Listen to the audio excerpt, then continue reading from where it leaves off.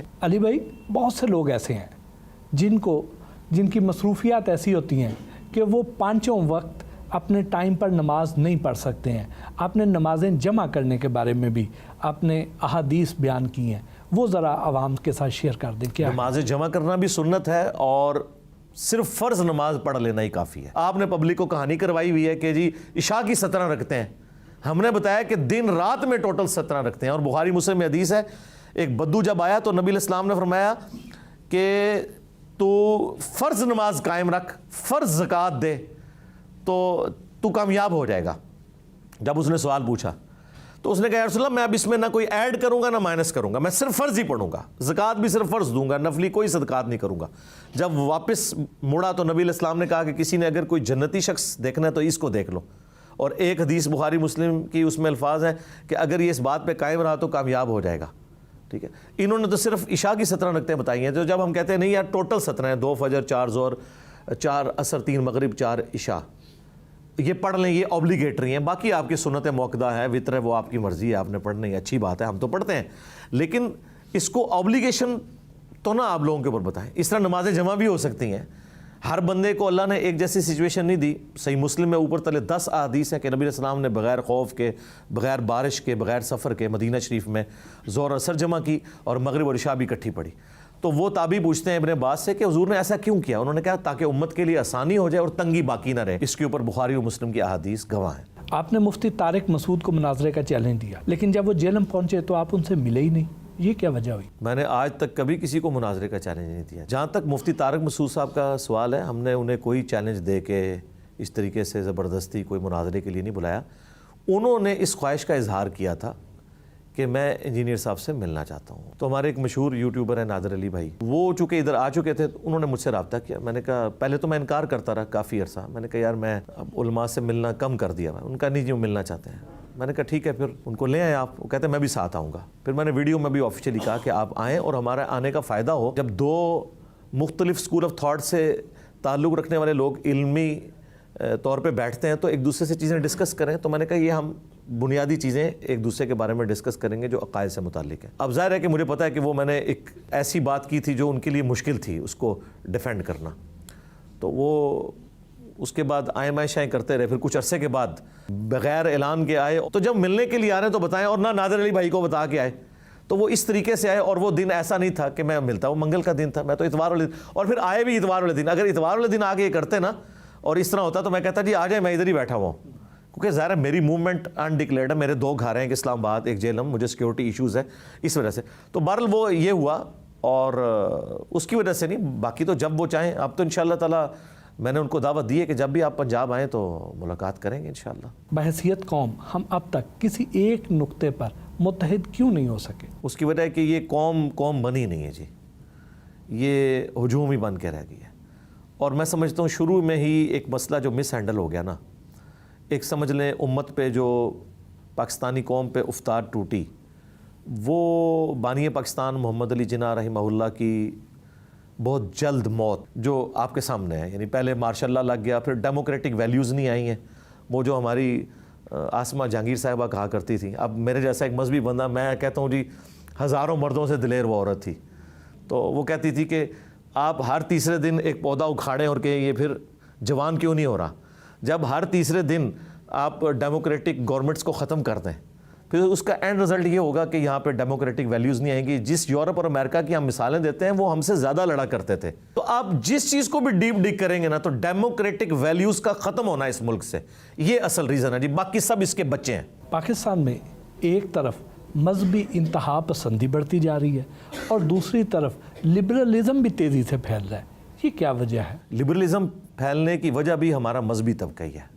میں تو مجرم انہی کو سمجھتا ہوں۔ جب یہ مذہب کو اس طرح پرورٹڈ کر کے لوگوں کے سامنے پیش کریں گے اور اس کی ایسی غلط پکچر پیش کریں گے کہ کوئی شخص ایک سٹیکر پھاڑ دیتا ہے جسے اس کا مطلب بھی نہیں پتا، اور آپ اس بندے کے ٹکڑے ٹکڑے کر دیتے ہیں، اور پوری دنیا کے اندر کیا امیج گیا، پرورٹڈ نیچر جس مذہبی طبقے کی ہو چکی ہے، اس کا آپ سمجھ لیں ریئیکشن ہے یہ ہمارا جو لبرلزم ہے۔ یہ دوسری طرف یہ ہوگا جب آپ مذہب کو اس طریقے سے ٹھونسیں گے لوگوں کے اندر، اور مذہب کی غلط انٹرپریٹیشن کر کے، اور لوگوں سے ان کا جینے کا حق چھینیں گے تو ظاہر ہے کہ دوسری طرف لبرل لوگ تو پیدا ہوں گے, وہ کہیں گے یار یہ کیا دین انہوں نے بنا لیا ہوا ہے. ٹھیک ہے, اب سب کو رائٹ دیں. میں کہتا ہوں ہر بندے کو رائٹ ہونا چاہیے. تو یہ جو زبردستی کا جو اسلام گھسیڑا گیا ہے نا ہماری مذہبی جماعتوں کی طرف سے اور مذہبی لوگوں کی طرف سے, اور وہ اسلام جو اسلام کے ساتھ تعلق بھی نہیں رکھتا تھا, ان کی ذاتی خواہشات کا نام تھا, اس کے ریئیکشن میں لبرلزم پھیلی ہے. لیکن ہمارے اس پلیٹ فارم نے اس کے آگے بند باندھ دیا ہے. ہم نے لوگوں کو بتایا ہے, دیکھیں نور مقدم کا کیس ہوا ہے, میں نے کسی عالم دین کو اسے کنڈیم کرتے ہوئے نہیں سنا. یہ تو ضرور سنا ہے آپ کے صحافی برادری میں بھی کتنے لوگ ہیں جو یعنی وی لاگز بنا کے کہہ رہے ہیں عورت اس کردار کی مالک تھی اور یہ تھی وہ تھی. یار یہ چیز ڈسکس ہو رہی ہے اس وقت. میں نے سپورٹ کیا, جب کورٹ کا فیصلہ آیا میں نے اسے سپورٹ کیا.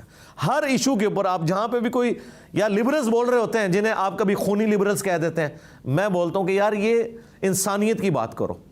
جس مذہب میں انسانیت نہیں وہ تو مذہب ہی نہیں ہے نا جی. کیا پاکستان میں خواتین کو وہ حقوق دیے جا رہے ہیں جو اسلام نے بتائے ہیں؟ بالکل نہیں دیے جا رہے جی, مذہبی لوگ بھی نہیں دے رہے.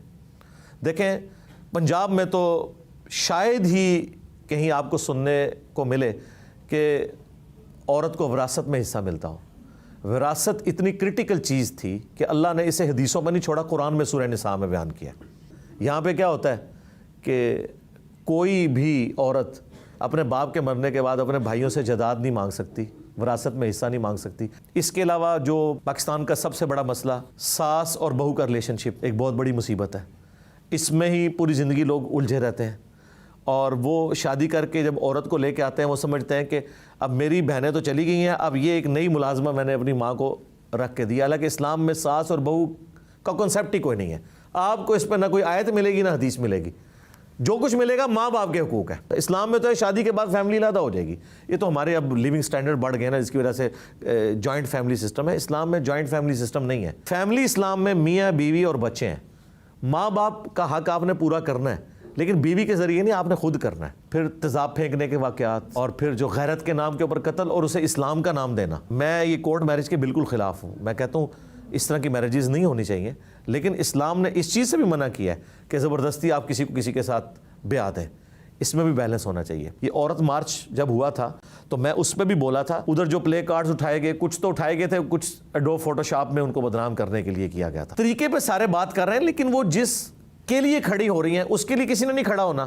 کیا استحصال اس معاشرے میں نہیں ہو رہا؟ کیا مردوں کے لیے 4 شادیاں ضروری ہیں؟ 4 شادیاں تو بہت بڑی آزمائش ہے جی کسی مرد کے لیے. اسلام تو کہتا ہے شادی ایک کرنی ہے آپ نے, سورہ نساء میں لکھا ہوا ہے. اور یہ بات مردوں کو بری لگتی ہے, اکثر میں کرتا ہوں. قرآن میں واضح ہے کہ وہ جو 4 شادیاں بھی ہیں نا, وہ بھی پھر ایک لمبی ایک تقریر ہو جائے گی. اصل چیز جو قرآن میں بیان ہوئی ہے وہ یہ ہے کہ اگر تمہیں خدشہ ہو کہ تم انصاف نہیں کر سکو گے تو ایک عورت پر اکتفا کرو. 4 شادیوں کی اجازت ہے, حکم نہیں دیا گیا. اور سب سے حیران کو بات, نبی الاسلام نے بھی ایک ہی شادی کی ہے. 24 سال جو آپ کا گولڈن پیریڈ ہے زندگی کا, ایک ہی عورت حضرت ختیجہ. نبی علیہ السلام کی یہ جو باقی شادی ہیں نا, یہ آپ کی زندگی کے آخری 8-10 سال میں, اور اس کے پیچھے بھی پوری ایک ریلیجس حکمت تھی, ورنہ آپ نے اپنی پوری زندگی ایک عورت کے ساتھ گزاری ہے. جہیز اور مہنگی شادیوں کے باعث زیادہ تر لڑکیاں گھروں میں بیٹھی رہ جاتی ہیں, ان کی شادیاں نہیں ہو پاتی ہیں. ان مسائل کا حل کیا ہے؟